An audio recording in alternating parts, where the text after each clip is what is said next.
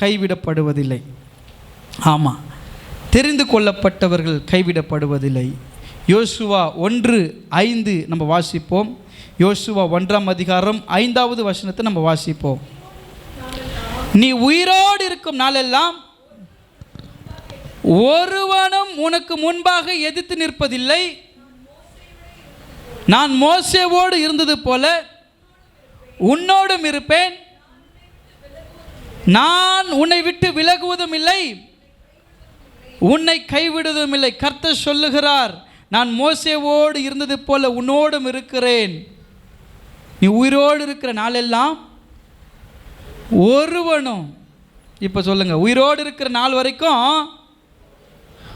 ஒருவனும் உனக்கு முன்பாய், பக்கத்தில் எனக்கு இல்லை, பக்கத்தில் சொல்லுங்க, உனக்கு முன்பாய் எதிர்த்து நிற்க மாட்டான்.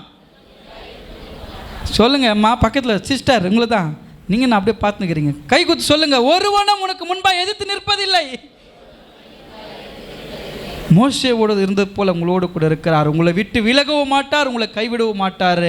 ஆகவே உங்கள் வாழ்க்கையில் எங்கெல்லாம் திடனற்று போகிறீர்களோ, எங்கெல்லாம் பலவீனப்படுகிறீர்களோ, எங்கெல்லாம் உங்களுக்கு தயக்கங்கள் வருகிறதோ, எங்கெல்லாம் சந்தேகம் வருகிறதோ, அங்கெல்லாம் கர்த்தர் சொல்கிறாரு, நான் உன் கூட இருக்கிறேன். உனக்கு எதிர்த்து நிற்கிறவங்க யாருமே என்ன பண்ண போகிறது, முன்னாடி நிற்க போகிறது கிடையாது. நான் உன்னை விட்டு விலகலை, உன்னை கைவிடலை. ஏன்னா இந்த இடத்துல யோசுவாக்கு அப்படிப்பட்ட ஒரு நிலைமை. மோசே மரித்து அடக்கம் பண்ணப்பட்டுட்டாரு, எனக்கு யாருமே இல்லையே என்று அவர் கவலைப்பட்டு கொண்டிருக்கிற சூழ்நிலையில் நான் எப்படி இந்த மக்கள் நடத்த போகிறேன்? இவங்க வணங்கா கழுத்துள்ள ஜனங்களாச்சே, இவங்க எதுக்குமே கீழ்ப்படியாத ஜனங்களாச்சே, இந்த மக்களுக்கு நான் எப்படி நடத்த போகிறேன் என்று அவர் கவலைப்படும் பொழுது கர்த்தர் சொல்கிறார், நீங்கள் என்னைக்கெல்லாம் தயக்கத்தோடு நிற்கிறீங்களோ, எங்கெல்லாம் பயந்து போய் நிற்கிறீங்களோ, இது சாத்தியமாகுமா என்று நினைக்கிற இடத்துல தான் கர்த்தர் செயல்பட தொடங்குகிறார். உனக்கு முன்பாய் யாரும் எதிர்த்து நிற்பதில்லை. நான் மோசேவோடு இருந்தது போல் உங்களோடு கூட இருக்கிறேன். உங்களை விட்டு விலகுவதும் இல்லை, உங்களை கைவிடுவதும் இல்லை. ஹல்லேலூயா. எப்படிப்பட்ட பிரச்சனைகள் வந்தாலும், போராட்டங்கள் வந்தாலும், உங்களுக்கு முன்பாய் எதிர்த்து நிற்பவர்களோடு கூட நீங்கள் போராட வேண்டாம். ஏன்னா வேதம் சொல்லுகிறது, நான் உங்களுக்காக யுத்தம் பண்ணுவேன். நீங்கள் என்ன எப்படி இருக்கணும்? சும்மா இரு. ஆண்டவர் சொல்கிறாரு, சும்மா இரு. யாருன்னா சொல்லுவாங்களா நீ சும்மா இரு? யாரும் சொல்ல மாட்டாங்க. கூட 2 வேணா ஏற்றி விடுவாங்க, நல்லா கேளு, நாக்கு பிடிங்கிற மாதிரி பேச்சா பேசுது. அது சின்ன பொண்ணு நினச்சா என்னென்னா பேசிகிட்டு இருக்குது, கேளுங்க, நல்லா கேளுங்க. 1000 பேர் ஏற்றி விட்டாலும் இறக்கி விட்டாலும் நீங்கள் என்ன பண்ணக்கூடாது, நீங்கள் எதிர்த்து நிற்காதீங்க. ஆண்டவர் சொல்கிறாரு, உன்னை யாரும் என்ன பண்ணாது, எதிர்த்து நிற்க மாட்டாங்க. உங்களை யாரும் எதிர்த்து நிற்க மாட்டாங்க. எதிர்த்து நிற்கிறவங்களோடு கூட நீங்கள் என்ன பண்ணக்கூடாது, போராடக்கூடாது. ஏன்னா கர்த்தர் சொல்கிறார், நான் உங்களுக்காக யுத்தம் பண்ணுவேன். நீங்கள் சும்மா இருப்பீங்கன்னு சொன்னீங்களே, நீங்கள் அப்போ தான் கேட்கணும். அப்போ தான் அந்த வார்த்தைங்கள்லாம் சொல்லணும் ஆண்டுக்கிட்ட. ஆண்டவரை நீங்கள் சொன்னீங்கல்ல, யாருன்னா எதிர்த்து வந்து நிற்கும்போது நீங்கள் சொல்லணும். கண்டிப்பாக சொல்லி பாருங்கள். நீங்கள் தானே ஏசப்பா சொன்னீங்க, உங்கள் வேதம் தானே சொல்லிச்சு, நீங்கள் சும்மா இருங்க, சண்டைலாம் போடாதீங்க, நான் யுத்தம் பண்ணுவேன்னு சொன்னீங்கல்ல, நான் எதுவும் பண்ண போகிறதில்ல, நீங்கள் பண்ணீங்கன்னு விட்டுருங்களேன். அவங்களே வந்து உங்கள்கிட்ட சமாதானம் ஆகிடுவாங்க. ஹல்லேலூயா. ஆனால் நம்ம என்ன தெரியுமா, என்னையாடா அந்த கேள்வி கேட்ட, நீ உனக்கு வைக்கிறோம் பாரு ஆப்புன்றான். என்னையா கேள்வி கேட்ட, என்னையா நீ பேசுன, வா உனக்கு நான் யாருன்னு உனக்கு காட்டுறேன். என் பேக்ரவுண்ட் என்ன தெரியுமா, என் பின்னாடி எவ்வளோ பேர் இருக்கிறாங்க தெரியுமா, என் குடும்பம் எப்படிப்பட்ட குடும்பம் தெரியுமா.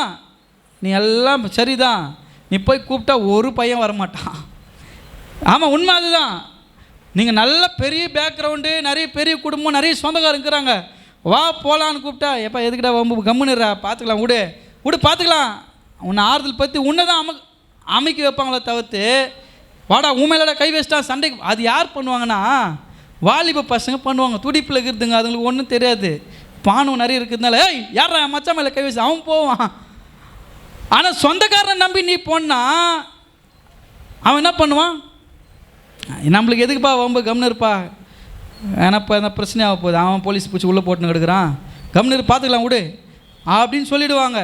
அதனால அங்கே அப்படியெல்லாம் போய் வரத்துக்கு கர்த்தர் உங்களுக்கு சொல்கிறாரு, நான் உனக்காக யுத்தம் பண்ணுறேன். கர்த்தர் யுத்தம் பண்ண எப்படி தெரியுமா இருக்கும், அன்றைக்கி ஒரு முறை முருகல்லையா சொன்னார் சாட்சி சொல்லும்போது, ஒருத்தர் ரொம்ப நாளாக சைன் பண்ணாமல் ஏமாற்றி ரொம்ப வெறுப்பேற்றிட்டாராம்.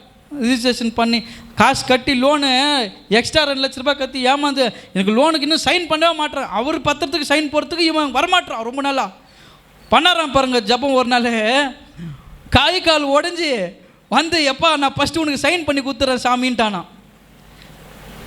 நீங்கள் ஒன்றும் பண்ண தேவையில்ல. அவர் இன்னமும் அவர் வந்து அவர் அதிகாரத்தில் இருக்கிறாரு.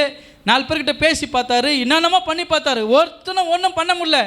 அவருக்கு தெரிஞ்சிச்சு வழி என்னது, ஏசப்பா நம்ம முட்டி போடலான்னு நடக்குது பார்க்கலாம். முட்டி போட்டார். ஆண்டவரே நீங்கள் யுத்தம் பண்ணுன்னு சொன்னீங்க, எனக்கு சைன் பண்ணாமல் இவர் டிமி குத்துனுக்கிறார், நீங்கள் பதில் கொடுங்க ஆண்டவரே. ஒன்றும் இல்லை, இதோ கொடுக்குறேன்ப்பா பதில்.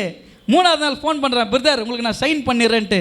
சைன் பண்ணிடுறேன்னா இவர் இன்னும் வரலன்னு பார்த்தா தாங்கி தாங்கி நடந்து வராராம். ஆண்டவரே பாவம் ஏன்ப்பா அப்படி பண்ணிட்டீங்க. ஆண்டவர் அப்படி பண்ணியிருக்க மாட்டார். ஆனால் அவருக்கு அந்த மாதிரி நடந்ததுனால அவருக்கு என்ன தோணுச்சு, ஒருவேளை இவருக்காகத்தான் சரி விடுங்க நான் ஜோம் பண்ணுறேன்னு சொல்லிட்டாரு போல. அவர் பயந்துட்டுக்கிறார், நாம் ஜோம் பண்ணது தான் அப்படி ஆச்சு. ஏசப்பா கை காலை உடைக்கிறவர்களாம் கிடையாது. அவனுக்கு புத்தி கொடுப்பார். அவன் தெரிஞ்சிருவான், ஐயோ இவங்கக்கிட்ட நம்ம எதுக்கு போய் மோதணும். ஒன்றும் இல்லைங்க, அவ்வளோதான். நம்ம சின்ன சின்ன விஷயத்துக்கெல்லாம் போய் சின்ன சின்ன விஷயத்துக்கெல்லாம் பெரிய சண்டை ஆக்கிட்டு இருப்பான். வா போனதுக்கு என்னை மரியாதை இல்லாமல் பேசிட்டான், என்னை இப்படி பேசிட்டான். நம்மளை இன்றைக்கி ரொம்ப டெஸ்ட்டு பண்ணி விடுறதுக்கு ஆளுங்க நிறைய பேர் வந்துட்டாங்க. நீ விடாத கேளுன்ற ஆளுங்க நிறைய பேர் இருக்கிறாங்க. ஆமாவா இல்லையா? நல்லா சொல்லுங்கள், ஆமாவா இல்லையா? நீ கேளு, நல்லா கேளு, நான் பார்த்துக்கிறேன் அப்படின்னுவான்.